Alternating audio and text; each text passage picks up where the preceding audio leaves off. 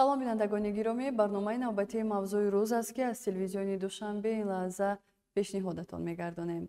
хуб, ин лаҳза бошад барои баррасии сабабу оқибатҳои гаравиш ба фарҳанги бегона ба студия даъват намудем намояндаи Академияи миллии илмҳои Тоҷикистон фарҳангшинос Нозим Нурзода, равоншиноси тиб Маҳмуд Кабирӣ ва директори муассисаи таҳсилоти миёнаи умумии рақами 55 Саидзода Саидаро. Шуморо хушомадед мегӯем ба барнома. Аз он ки мавзӯи мо фарҳанг аст, мехостам фарҳангшинос Нозим Нурзода гуфта бошанд ки аз нуқтаи назари илмӣ сабабҳои ба фарҳанги бегона гаравидани инсонҳо ва ҷамъиятҳо дар чист?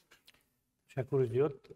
миллат ки ба доноӣ шуда ҳофилапайванд оварда заминрову замонро ба фарочанд. ҳар донишу қудрат буваду ҳанг маро ҳанг, бо ин фару ин ҳанг шавад халқ ба фарҳанг. яъне аз ҳамин вақте дар бораи фарҳанг суҳбат мекунем, фарҳанг ядро ё ҳастии тамоми ҷамъиятҳо, махсусан ҷамъиятҳои инсонӣ дар назар дошта мешавад. ядро ё ҳастаи ҳамаи ҷомеаҳо ҳаст дар ҳамаи давру замон ва мардумҳо ҳам ҷомеаҳо ҳам аз бомдод то имрӯза парвардаи фарҳангашон ҳаст. фарҳангашон чӣ гуна зарфияте дошта бошад, яъне ба миқдор ва сифати муносибатҳои фарҳангиву иҷтимоӣ ки дар ҷомеа рух медиҳанд ба ҳамона оварда мерасонад. бинобар ин ҳар қадар фарҳанг зарфият ё иқтидор ё тавонмандиш боло бошад, ҳамон қадар ӯ мушкилоте ки шумо гуфтед, мушкилоти бегонашавӣ, мушкилоти гаравидан ба фарҳангҳои бегона, мушкилоти таассубу хурофот ва хатарҳову таҳдидҳои дигаре ки рӯзмарра дар зиндагии мо бо онҳо дучор мешавем, ҷаҳон аз онҳо масалан аз он таҳдидҳо хатар эҳсос мекунаду барномарезиҳо мечинад, аз онҳо осебпазир мешавад. агар ҳаминҳо ба таври бояду шояд чида шуда бошанд, барномарезӣ шуда бошанд, ӯ фарҳанг на танҳо муқовимат карда метавонад, ва ӯ фарҳанг метавонад ки баранда бошад. дар ин замина фарҳанги мо ҳамаи ҳамин имкониятҳоро дорад, лекин мо худамон кӯшиш намекунем. он чи ки масалан мушкил ҳаст, мушкили худи мо ҳаст. дар масалан улуми фарҳангшиносию фалсафӣ як истилоҳ ҳаст, мегӯянд ки ҳамин ноогоҳӣ ё нохудогоҳӣ бемории андешакуш ва риққатбори башарӣ аст. яъне огоҳ набудан аз худ, аз масири ҳаракат, аз қаламрави худ оварда мерасонад ба ҳамон мушкилоте ки ҷаҳон имрӯз дар рӯбарош аст, аз ҷумла мо ҳам аз он канор нестем. бинобар ин зарфияти фарҳанги мо, тавонмандиҳои фарҳанги мо, иқтидори фарҳанги мо ба ана ҳамон сатҳи шуури ҷамъи мо, шуури миллии мо, ё ки ба истилоҳ худогоҳии мо ва худшиносии мо бастагӣ дорад. фарҳангамон чӣ тавонмандию чӣ зарфияте чӣ иқтидоре дошта бошад, мо ҳам ҳамон иқтидорро дошта метавонем. бинобар ин агар ана ҳамон қаламрави ҳаракати фикрии мо ки аз огоҳиву худогоҳӣ шурӯъ мешавад, ба худшиносӣ мерасад, агар дар ҳамин самтҳо баъди худшиносӣ масъалаи ҳувият пеш меояд, худбошӣ. ҳамин ҳувият бо як калима агар гӯем маънош худбошӣ ва худшавӣ аст. эҳсос кардани он ки ман намояндаи масалан агар мунҳасир ба миллати худамон бигирем, ман эҳсос мекунам ки намояндаи миллати тоҷик ҳастам ва дар баробари дигарҳо аз худам дифоъ карда тавонам. ине мешавад ҳувият, худ шудан ва худшавӣ. ана дар ҳамин масир ё ки ҳамин қаламрави фарҳангро дар баробари дигар фарҳангҳо муқовим тавонманд месозад, ҳамин элементҳо ё ки мушаххасот ҳастанд, вежагиҳо ҳастанд. ҳамин вежагиҳо чӣ камият чӣ кайфият доранд дар ҷомеаи мо, он муайян ва мушаххас мекунад, ба истилоҳ мониторинг мекунад ки мо дар чӣ ҳолатем. яъне имрӯз он чӣ ки мегӯем ки насли навраси мо, насли ҷавони мо дар ҳамин ҳаракати гаравиш ба фарҳанги бегона хеле пеш рафтаанд, аз иқтидори фарҳанги мо вобастагӣ дорад, ба ҳамон фарҳанги мо бармегардад, ба худи мо бармегардад, чунки кӯдаку тифлу наврасу ҷавону миёнсолу бузургсол ҳамин таркиби иҷтимоӣ аст. занҷираи таркиби иҷтимоӣ бастагӣ дорад. фаъолиятҳои масалан кӯдаки мо аз мо вобаста аст. моро мебинад ки мавзӯи тақлидаш падарш аст, модарш аст, модарбузургш аст, падарбузургш аст, маълимуш аст ва ҳоказо. яъне шахсиятҳои ба истилоҳ авторитетҳо ҳастанд, нухбаҳое ҳастанд ки ҳамон кӯдак ҳамонро мебинад ва ҳамонро тақлид мекунад. ва тақлиде ки имрӯз навраси мо кӯдаки мо масалан ҷавони мо мекунад, аз кӣ мекунад? و برای کودک یا نورس ما یا نخبه کی است، اینا نشان میتید مرزی یا که قلمروی گرویش ما را که ما با فرهنگ خودمون گرایش داریم با فرهنگ بیگانه. تشکر زیاد. گرویدن به فرهنگ بیگانه تنها یک روند یا انتخاب اجتماعی نیست، اون البته که پلوهای زیادی روانی نیز دارد. خب از نگاه روانشناسی چرا نورسان و جوانان بیشتر به فرهنگ های بیگانه میل میکنند؟ درست قید کردید. البته ما میدونیم که انسان هم در جامعه برای که انسان شود از همون طفولیت، از خردی و همون زینه‌های معینی رو باید گذارد و کامل شود. برای همین یکی از همین موردهایی که آدم روبرو میشد این البته همین دوره گویم نورسی و دوره جوانی هست. گویم که جهان بینی و درک و طلبات هایی که مثلا نورسان و جوانان دارند نسبت اطلاعات بسیار بلند است و البته در برنامه ریزی که آنها از طرف جامعه می شوند، یعنی معنی سری آنها از دانش‌ها پر می شود، در همین دوره آنها آسیب پذیرند. اگر که مکتب که آن محیطی که در اویله هست، آن محیطی که در کوچه است، خیلی که استاد قید کردن، البته اگر اطلاعات اون بقوت‌تر باشه میتواند که معنی همون نورس و جوان رو برنامه ریزی کند. یعنی اینها فقط آسیب پذیر هستند، اینها میل ندارند ولی طلبات اطلاعاتی دارند. از همین لحاظ اینها رو آسیب پذیر گفتن ممکن است. مکتب یکی از نخستین جایهایی می باشد که جهانبینی نسل نو تشکل می یابد. خب در شرایط معاصر کدام اصولهای تربیوی می تواند توجه قشر نورس و جوان را به فرهنگ خود بیشتر جلب ساخته از بیگانگی و حس بیگانه پرستی امین نگاه دارد؟ اویله سالم این جامعه سالم را به وجود می آورد و میگویند که سه نیروی توانا: اویله، مکتب و جامعه. اگر در اویله فرزند درست تربیت یابد، طوری که استاد گفتند که آن مغز سری و کارهای او برنامه ریزی کرده باشد، هر یک وقت و ساعتش معین کرده باشد و در خانه که طوری استاد گفتند خود آن همون ترغیب فرهنگ در جای اول باشد، درست استفاده برده شود، پس فرزند نیز از همون محیط سالم اویله همین زینه ها رو درست گذاشته میتواند. باید قید کرد که عصر 21 را عصر علم و تکنیک میگویند و امروز به شبهه همه ما و شما خیلی زیاد مشاهده میکنیم که نسل نورس، نسل جوان، نسل کلانسال نیز توجه به شبکه‌های اجتماعی دارند و پیش از همه فکر شخصی من در آن است که استفاده نادرست شبکه‌های اجتماعی بیشتر به نسل امروز تاثیر میرساند. یعنی که آن چیزی که در شبکه‌های اجتماعی امروز اون ویدیو رولیک‌ها رو در نظر دارم ترغیب و تشویق میشوند، چون او کودک است، اون تقلید میکند، همه وقت در تقلید است و کوشش میکند که از آن همون ویدیوهای تماشا کردهش، از آن همون فیلم‌های تماشا کردهش، از آن همون موسیقی به آن همون تکیه کرده، تقلید کرده، در زیر تاثیر آن همون فرهنگ بیگانه ماند. و پیش از این هر یکی ما را ضرور است که چون مؤسسه مکتب درگاه مقدس است، درگاهی است که در آنجا تعلیم و تربیت میگیرند و وظیفه اولین درجه ما آموزگاران پیش از همه ترغیب و تشویق فرهنگ ملی ما می باشد، چون که حفظ کردن فرهنگ ملی این حفظ کردن ملت است و پیش از همه هم در خانه هم در مؤسسه بیشتر وظیفه ما آموزگاران از آن همین عبارت است که هر لحظه کودک رو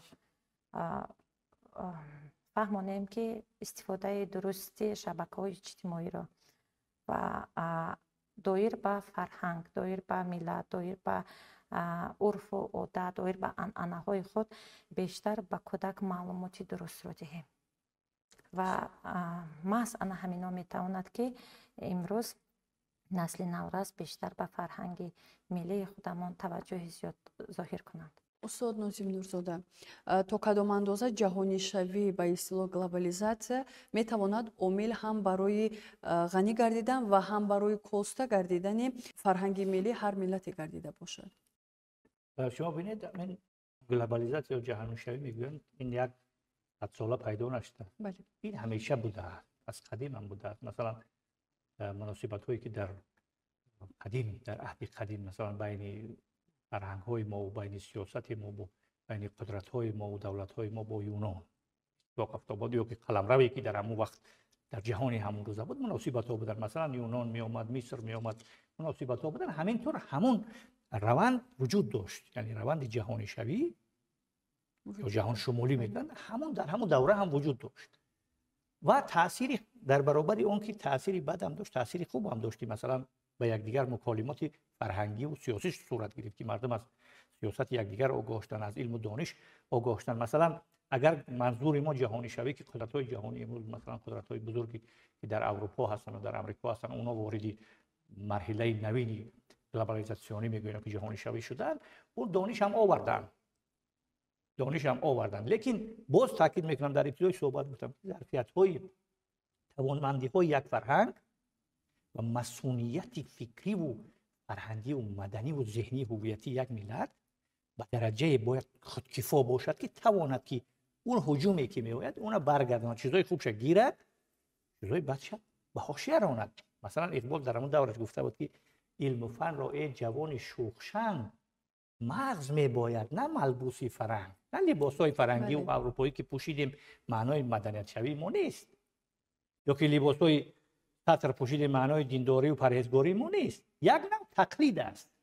همون مولانا یک گپی چی گفته بود که خلق را تقلیدشان برباد داد، ای 200 لعنت بر آن تقلید بود. یعنی یک ملتی یا که قومیتی یا گروهی مقلد بودن در پروسس یا که روند جهانی شوی، بازندگی ملت ها و قومیت ها و گروه های اجتماعی را به وجود میاره، دیگر کار دیگر نمیکنه. بنابراین توانمندی های یک فرهنگ و یک ملت امکانیت میدهد که بهترین ارزش هایی که در روند جهانی شوی میان اونها را گیریم. مثلا علم اروپا یا که علم غرب برای ما ضرور است.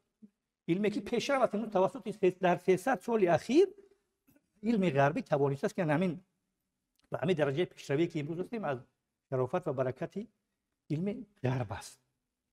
اینا میگیریم، استفاده میبریم در کارگاه فکری خودمان، در کارگاه ایجادی خودمان، در کارگاه مدنی خودمان استفاده میبریم، ذهنی خودمان استفاده میبریم. این قدر وسیله ها، مثلا دانش‌هایی که در اروپا هستند، دانش‌های علمی که به ما وارد گردیدن، ما را برای خودمان بار دیگر میشناسونند.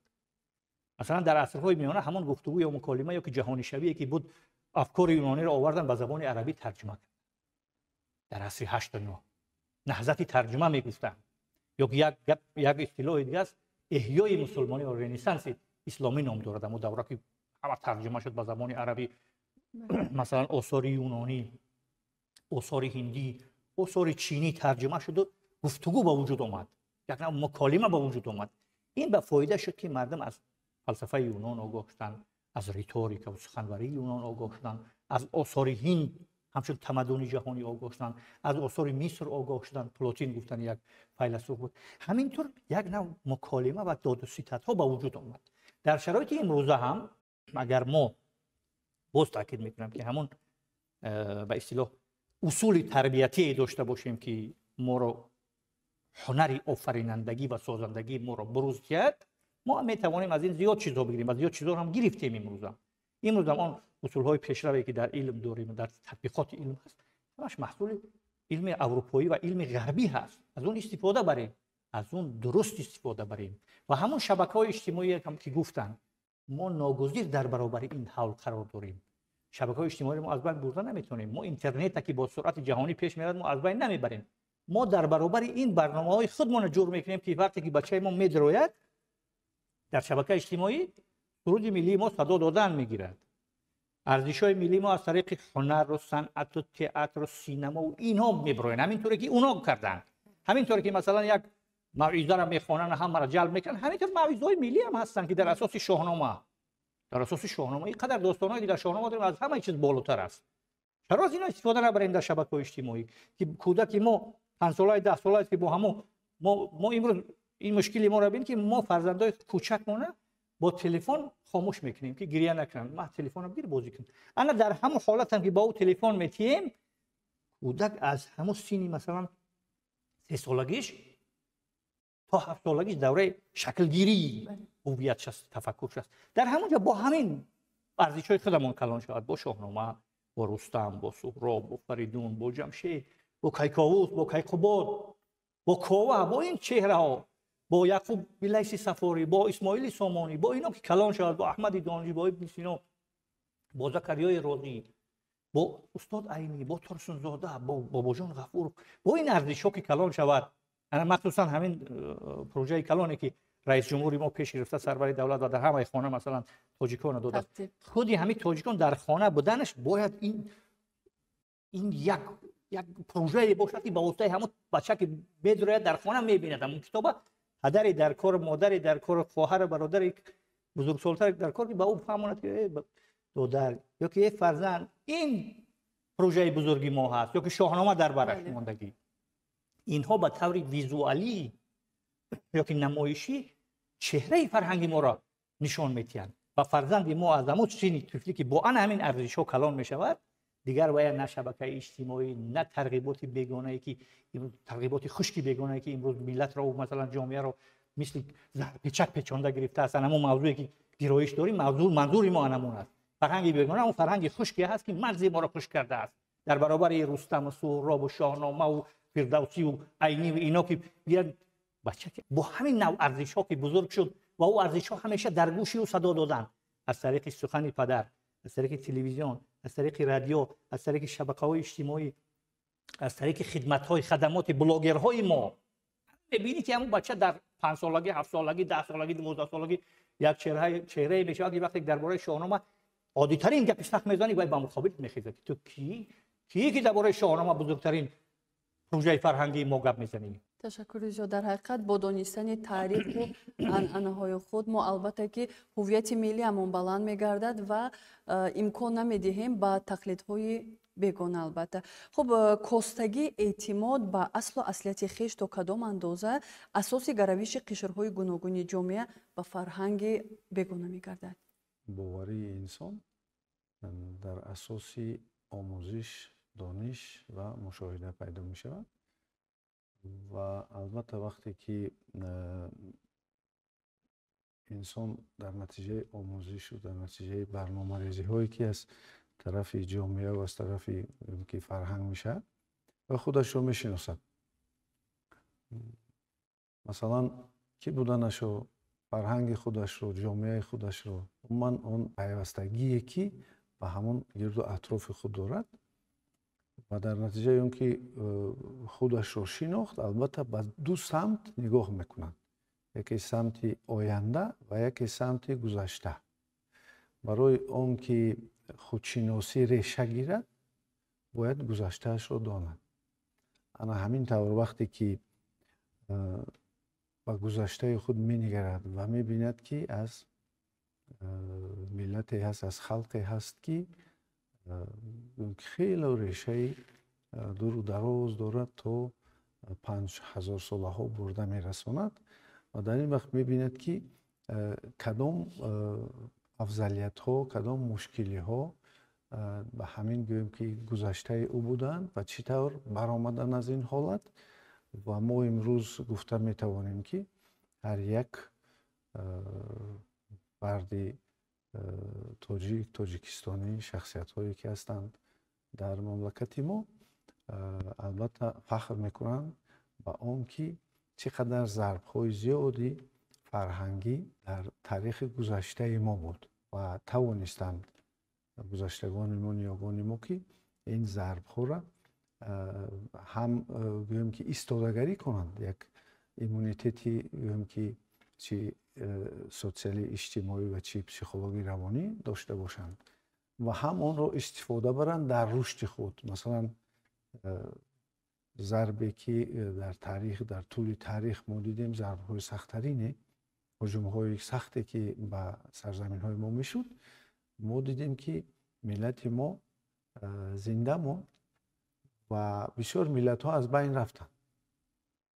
ولی ملت ما زنده ماند. بچه به همین فرهنگی که خیلی استاد گفتن و معلم قید کردن که مثلا برنامه ریزی شدن و متوانستیم استودگری کنیم و امروز من همین خطری که امروز آمده ایستاده است، البته این هم جهانی شوی است و همین جهانی شوی متاسفانه بسیار خلقیت ها رو هم فرهنگشان از اون جمله زبانشان رو از بین میبرند. سپاس. نقش والدان و مکتب در همکاری مشترک اوید به پیشگیری تقلید به ارزش‌های بیگانه در چیست؟ اساسگزار صلح و وحدت ملی پیشوای ملت پرزیدنت جمهوری تاجیکستان محترم امامعلی رحمان به هر یک خاندان تاجیک شاهنامه بی‌زوال استاد ابوالقاسم فردوسی و کتاب گران ارزش استاد باباجان غفورов تاجیکان را هدیه نمودند.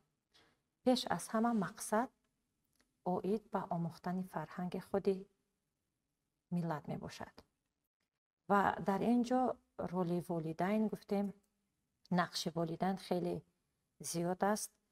امروز وقتی آن فرا رسیده است که ما به سخن، به عمل، به کردار، به رفتار خود برای فرزندان خود نمونه عبرت باشیم و مکتب، نقش مکتب در اینجا نیز خیلی نقش اساسی رو می‌بازد برای بیدار نمودن فرهنگ ملی، برای تربیت درست فرزند. مکتب، عائله، جامعه، این مؤسسه با مؤسسه پدر و مادر، یعنی که با مؤسسه باید همکاری خیلی خیلی وسیع داشته باشد. هر یک لحظه و هر یک زمان از احوال فرزند خود، از رفتار کردار او، از طرز لباس پوشی او باید برخوردار باشد. دور استاد قید کردن که امروز ما سطح روحی استفاده شبکه‌های اجتماعی رو گرفتن نمیتوانیم.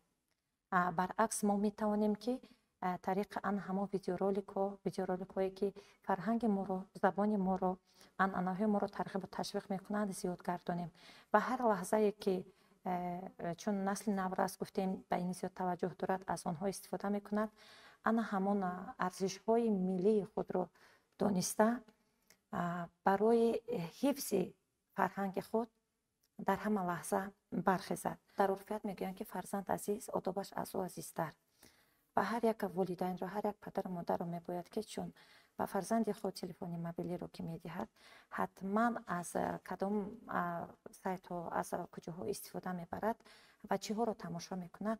البته هر یک لحظه، هر یک دقیقه گیم از تلفن موبیلی و از استفاده درست شبکه‌های اجتماعی فرزند خود باید با خبر باشد. و بعضا حالت‌های می شود که چون پدر و مادر رو به مؤسسه دعوت میکنیم و میگوییم که فرزند در مؤسسه تلفن موبیلی استفاده برد یا تلفن موبیلی را نادرست استفاده برد، بعضا وقت بین پدر و مادر و آموزگار نافهمی به آن خاطر به وجود میاد که میگه فرزند من این خیال نیست، من فرزندم رو فهماندم که در مؤسسه تلفن موبیلی رو استفاده نکند، شبکه‌های اجتماعی رو درست استفاده کند.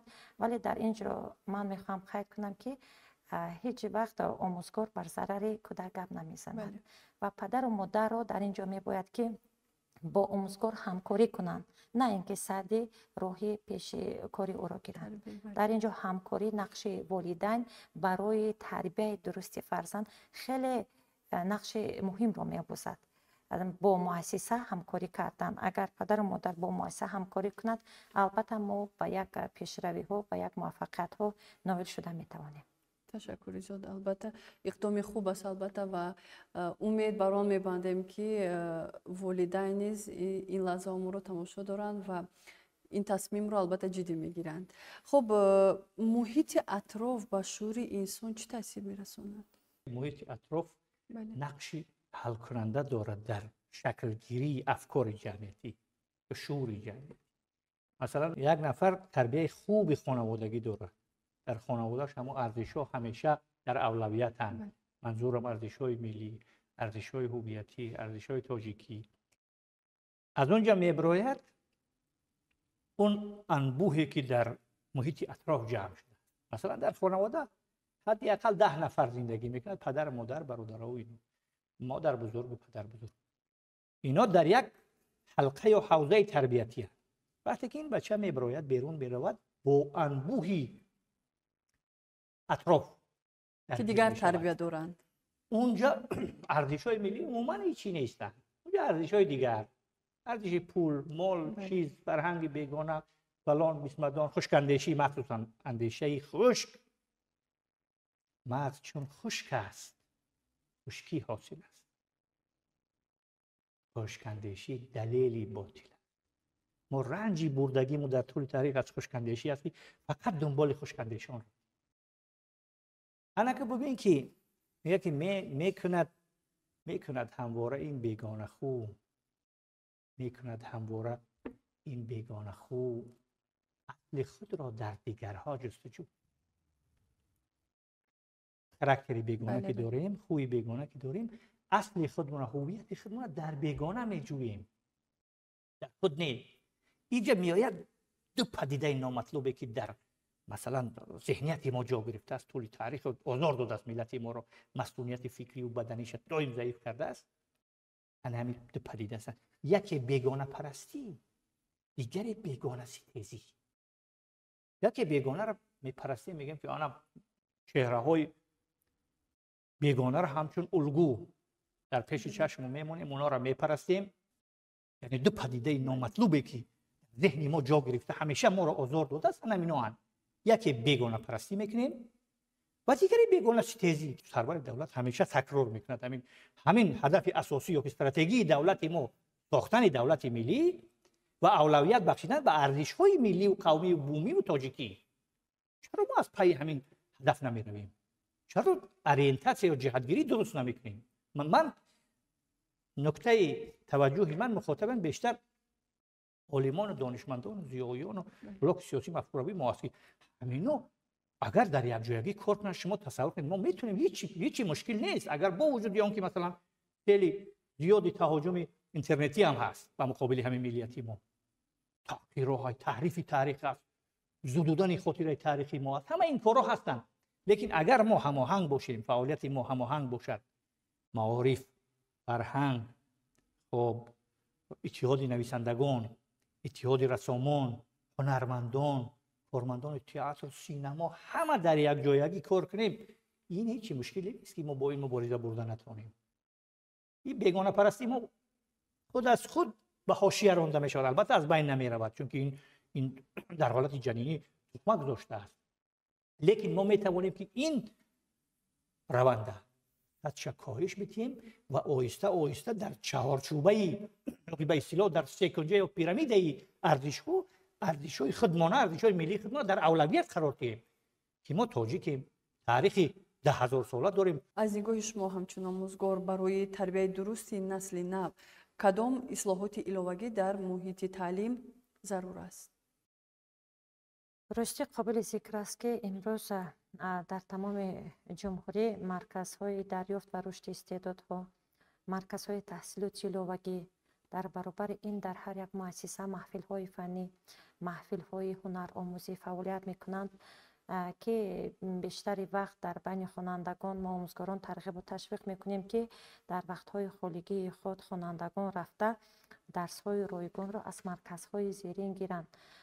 باید قید کرد که در مرکز تحصیلات ایلوگی خوانندگان بیشتر هم درس می‌آموزند، هم هنر می‌آموزند و فکر می‌کنم که اگر امروز هر یک والدین آن همین مرکزها رو، آن همین محفل‌ها رو که در مؤسسه‌ها فعالیت می‌کنند درست استفاده کنند، فکر می‌کنم که دیگر یگان اصلاحات نوی دیگر ضرور نیست. چون که امروز خیلی این مرکزها فعال هستند و کاری خود را علاقه در یک سمت معین روانه نمودند. ببینید همه روزه قریب طریق مرکز دریافت و رشد استعدادهای جمهوری ناحیه شهر آزمون‌ها، المپیادها برگزار شده است که بیشتر خوانندگان ما در این آزمون‌ها خیلی خیلی فعال هستند. در برابر در داخل کشور اشتراک کردن در المپیادها محض توسط همین مرکزها خوانندگان به خارج کشور برای اشتراک در المپیاده‌های مذکور می‌روند. اگر از کودکی از خردی وقت را غنیمت شمرده، وقت و ساعت کودک را هر یک لحظه روزی او را ریجه بندی کنیم و هر یک لحظه‌اش را لحظه دمگیری، لحظه کتابخوانی، لحظه درس آموزی او را معین کنیم، فکر میکنم که دیگر به یگان اصلاحات دیگر ضرورت ندارد. وقت به تقلید نیست نمیموند، به تقلید بیگانه پرستی البته. بله، وقت به تقلید بیگانه پرستی نمیموند، چون که الکی والدین وقت را برای فرزند خود معین کرده است و هر یک لحظه میداند که در کدام ساعت فرزند او در کجا با کدام کار مشغول است. خیلی خیلی باعث افتخار، باعث خرسندی است که چنین مرکزها فعالیت میکنند و کار آنها خیلی خوب میباشد. در سطح روانی چگونه راه‌های تاثیربخش وجود دارند که میتوانند جوانان را به خودشناسی ملی و احترام ارزش‌های فرهنگی هدایت کنند؟ ما در زمان جهانی شوی میبینیم که تمام بشریت برنامه‌ریزی شده ایستاده است و یک فرهنگی جهانی ساخته می شود و البته در ساختمانی گوییم که انا همین بینای فرهنگ جهانی ملت ما بسیار دستی عظیمی دارد و ناگفته نماند که یکی از همون چیزهایی که ملت ما با جهانیان میدهد این معنویات است که خودی همین یک مثنوی معنوی مولانا جلالدین بلخی یکی از نشاندادهای آن است که ملت ما در معنویات جهانی دست دارد. درست است که البته توجه جامعه ما، توجه دولت ما نسبت معارف، یعنی آن جایی که کودکان، نورسان و جوانان برنامه ریزی می شوند زیاد است. و چرا توجه زیاد است؟ چون که ما امروز درک کرده ایم که همین برای اون که شخصیت تشکل یابد رو برنامه ریزی میکنن و برنامه ریزی گویم که در مکتب و جاهای دانش آموزی شروع میشه. بعضی اطلاعات هایی هست که مثلا به مردم ما میتوانند اثر منفی رسونند. این مانند آن است که ما یک دسترخوان ملی خود رو داریم، ما خوراک های هر روزه که میخوریم البته به اینها سرشت ما عادت کرده است و از خود میکند و همین طور در مغز و استخوان انسان انا همون آب و خاکی که همون وطن است میداند و این یک پیوستگی بیولوژی بین این آدم و گویم که وطنش میشود. این طور هم اطلاعات است. ما مثلا نمیتوانیم غذاهای بعضی خلق‌های رو خوریم که آنها با آنها عادت کردن و همین طور ما نمیتونیم بعضی اطلاعات‌هایی رو بگیریم که سبب اون شاید که مثلا معینه رو ناراحت کنن، جهانبینی رو دیگر کنن و او رو به بیگانه پرستی برند. و در آینده که همین که شد ما میبینیم که مثلا امروز در مثلا تیپ ما امروز یک چیزی خوبی رو میبینیم که این رو تلی تیپ یا تلی مدیسین میگن با واسطه مثلا واسطه‌های که اینترنتی دادن مشورت ها و در طبابت های یک کسی که در جای دوردست قرار دارد اشتراک کردن متخصصانی که مرکزی سرمتخصصان و همین طور هم می شود که ما در درونی که شبکه های اینترنتی اجتماعی می بینیم که معلمی هست که درس میتید، مثلا موضوع های گوناگون رو شرح میتید و او رو گوش میکنن و البته در که وزارت های گوناگون که مربوط به همین سمت تربیه و تشویقات هستن در آنجا همون وابسته به طلبات کودکان و نورسان فیلم های تصویری و چیزهای ساخته میشن که این اساس های مثلا یعنی چی دارن؟ فرهنگی ملی، خصوصیت های فرهنگ ملی دارن و آن وقت هم بگویم که آموزش و هم از خودکنی بگویم که اطلاعات خوبتر و آسانتر میشد و در حاشیه این همون فرهنگ ملی تربیه میبن. چون که ما امروز میل البته کودکان و جوانان هم دیده اجازه که به مستوی اخبار عامه اینترنتی بسیار زیاد هست و ما البته نمیتوانیم که این روند رو یعنی مانع شویم، ولی ما میتوانیم که آن رو اداره کنیم و اطلاعات های لازمی رو به شعوری نوسان خود تیم و البته انا همین امروز عامل اساسیه که امروز میتواند که تاثیر بخش باشد به روان انا همین گویم که نوسان و جوانان ما. این انا همین مسئله انا اصول انا همون تاثیراتی هست که ما از در دوره جوانشوی میبینیم. تشکر زیاد. بینندگان عزیز، امروز نیز ما در صحبت با کارشناسان مطمئن شدیم که حفظ فرهنگ و حفظ ارزش‌های ملی تنها با تلاش مشترک عائله، مکتب، جامعه و هر یک فرد کشور امکان پذیر می‌گردد. بار دیگر تشکر زیاد میگویم برای صحبت و اطمینان کامل داریم که بیننده ما نیز از این صحبت برای خود معلومات‌های ضروری را گرفتند. خب بینندگان عزیز، یادآور می‌شویم که مهمانان امروزه برنامه ما بودند نماینده اکادمی ملی علم‌های تاجیکستان فرهنگشناس ناظم نورزاده، روانشناس طب محمود کبیر و دیرکتور مؤسسه تحصیلات میانه عمومی رقم 55 سیدزاده سیده. بار دیگر شما را خوش آمدید میگویم. با شما بینندگان عزیز خیر و خوش میکنیم تا برنامه‌های بعدی.